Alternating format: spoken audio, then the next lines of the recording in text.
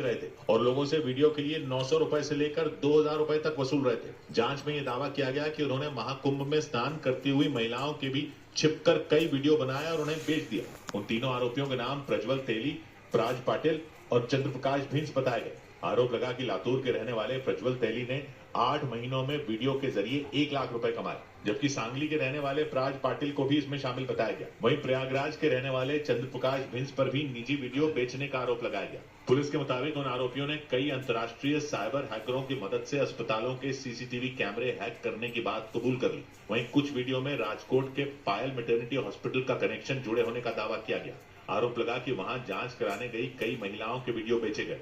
उधर बिहार के बक्सर से नाव चलाकर प्रयागराज पहुंचने वाले लोगों पर बक्सर प्रशासन सख्त हो गया।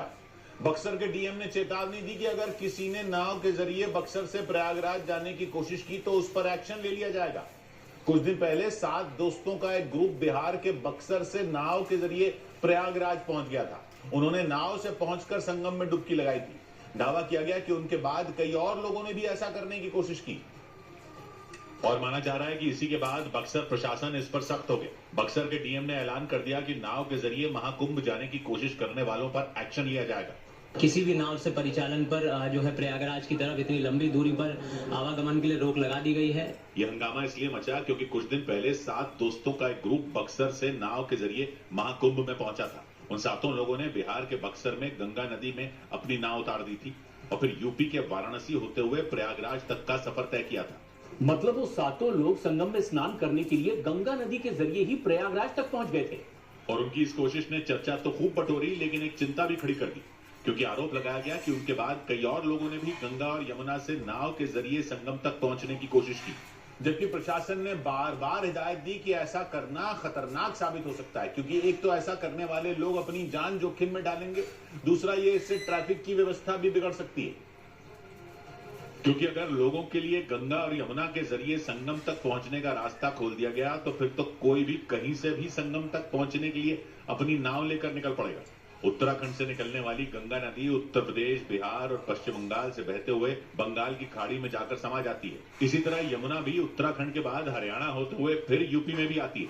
और ये तो हुई सिर्फ गंगा और यमुना की बात। इनकी कई सहायक नदियां भी हैं जो मध्य प्रदेश, राजस्थान, गुजरात, छत्तीसगढ़ और महाराष्ट्र तक फैली, जिसका सीधा मतलब ये हुआ कि नाव चलाकर देश के इन राज्यों से भी लोग सीधे संगम तक पहुंच सकते हैं। और प्रशासन ने चिंता जताई कि अगर ऐसा होने लगा तो फिर बात बिगड़ भी सकती है। माना जा रहा है कि इसी वजह से बक्सर प्रशासन ने इस पर सख्ती दिखाई, ताकि कोई और इस तरह की कोशिश करके अपनी जान जोखिम में न डाले।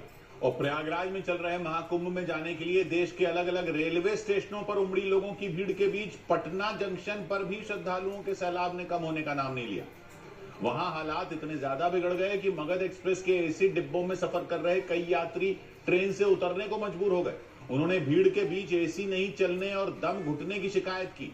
आरोप लगाया गया कि कुंभ जाने के लिए जनरल टिकट लेने वाले यात्री एसी वाली बोगियों में घुस गए। नतीजा यह हुआ कि वो डिब्बे भी खचाखच भर गए। लोगों का सांस लेना तक मुश्किल हो गया, क्योंकि पटना जंक्शन पर पहुंचने से पहले ही मगध एक्सप्रेस ठूस ठूस कर भर चुकी थी। ट्रेन पर चढ़ना तो दूर, लोगों का उससे उतरना तक मुश्किल हो गया। इसी बीच किसी तरह ट्रेन से उतरे कुछ यात्रियों ने दावा किया कि वो मंजिल पर पहुंचने से पहले ही उतर गए। वो एसी डिब्बों में सफर कर रहे थे। चढ़ने को चढ़ गए, किसी तरह से चढ़ा दिया प्रशासन, लेकिन फिर भी उतर जाना पड़ा। एसी चल नहीं रहा था, उसमें दम घुटने लगा। प्रयागराज जा रही मगध एक्सप्रेस जिस प्लेटफॉर्म पर आई उस पर बड़ी संख्या में लोग दिखाई दिए। ऐसी भीड़ की वहां पैर रखने की भी जगह न मिले। ट्रेन के रुकते ही लोग दरवाजों पर टूट पड़े, धक्का मुक्की के हालात बन गए। इस बीच वहां तैनात रेलवे पुलिस भी एक्शन में आ गई। उसके जवानों ने एसी और स्लीपर डिब्बों में गलत तरीके से चढ़े कई लोगों को जबरन उतार दिया। लेकिन इसके बावजूद जब ट्रेन वहां से रवाना हुई तो कंफर्म टिकट वाले कई यात्री ट्रेन में चढ़ नहीं पाए। टिकट मिलने के बाद भी हम लोग नहीं है, जिनका विदाउट टिकट है हो गया। जिन लोगों की ट्रेन छूटी वो प्रशासन पर बुरी तरह भड़क गए, क्योंकि उनमें कुछ ऐसे लोग भी शामिल रहे जिन्होंने कई महीनों पहले ही टिकट बुक करा ली थी, लेकिन उन्हें पटना जंक्शन से मायूस होकर लौटना पड़ा। बिहार के ही सासाराम रेलवे स्टेशन पर तो प्रयागराज जाने वाली एक ट्रेन में चढ़ने के लिए ऐसी मारामारी हुई कि कुछ लोगों ने अपनी जान जोखिम में डाली। ट्रेन के पहुंचने से पहले ही वहां प्लेटफॉर्म पर लोगों का तांता लगा दिखाई दिया। और जैसे ही ट्रेन रुकी कुछ लोग प्लेटफॉर्म से नीचे कूद गए। वो रेलवे ट्रैक पर दौड़ लगाते नजर आए। प्लेटफॉर्म ट्रेन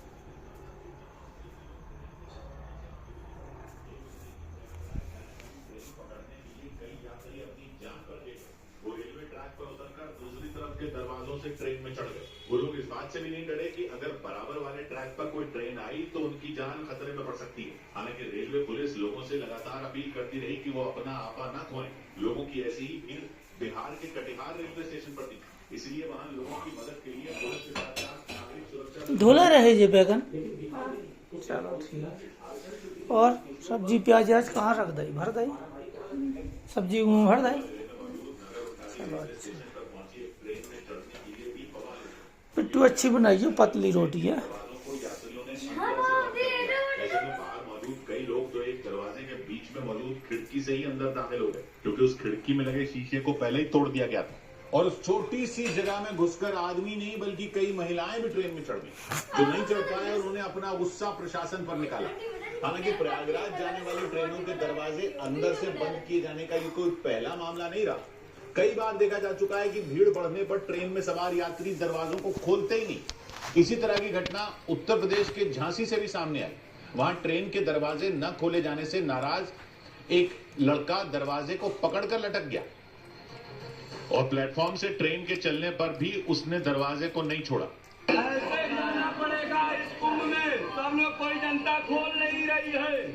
उस लड़के ने आरोप लगाया कि लाख मिन्नतों के बाद भी ट्रेन में सवार यात्रियों ने दरवाजा नहीं खोला।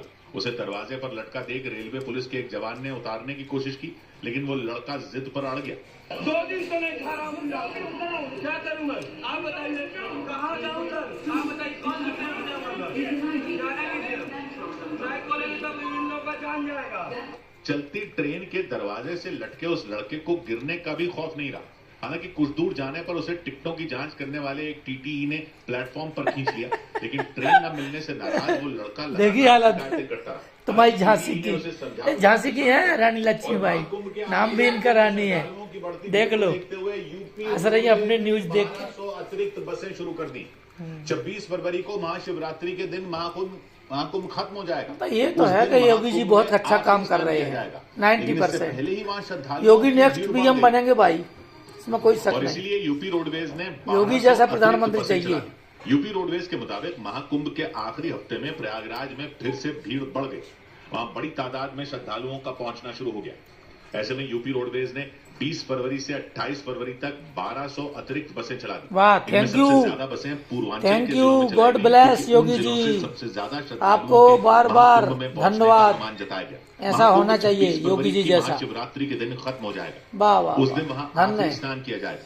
योगी जैसा महाशिवरात्रि से देश का प्रधानमंत्री और मोदी जैसा प्रधानमंत्री दोनों ही मिलकर के, और अमित शाह जी थैंक्स, शटल बसें चला दी गई ताकि बहुत बढ़िया। को महाकुंभ क्षेत्र में आने जाने में कोई परेशानी ना हो।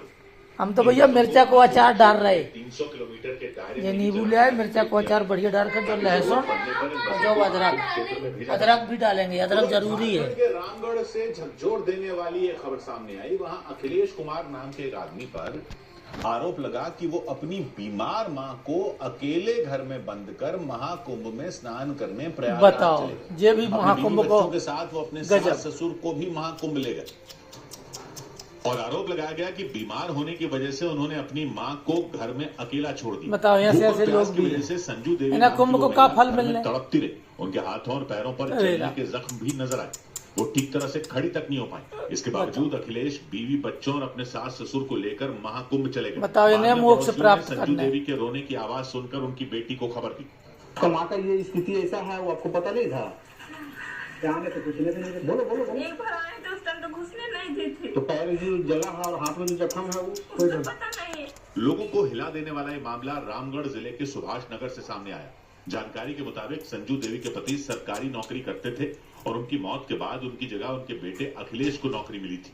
तो नौकरी से निकाल देना अखिलेश चाहिए। ने उनके खाने के लिए चूड़ा रखा था और उसके खत्म होने के बाद वो प्लास्टिक चबा रही थी। बाद में उन्हें अस्पताल पहुंचाया गया। इस मामले में पुलिस ने बुजुर्ग की बेटी की शिकायत पर केस दर्ज कर जांच शुरू कर दी। इधर उत्तर प्रदेश की अलग अलग जेलों में बंद सैकड़ों कैदियों के लिए जेल में ही संगम का जल लाकर उनके स्नान की व्यवस्था करवाई गई। Thank you Yogi, thank you Yogi ji, thank you, धन्यवाद धन्यवाद संगम धन्यवाद। का पवित्र जल पहुंचाया गया। और उत्तर प्रदेश की बरेली जेल में बंद कैदियों ने संगम के पवित्र जल से स्नान किया। बरेली की सेंट्रल जेल के अधीक्षक के चलो तुम मुताबिक तैसे संगम तो नहाई आए, अब मिर्चा को अचार बनाकर संगम बनाओ। हम इस कुंड के चारों तरफ जय श्री कृष्ण, नाम नहीं सुनना भैया।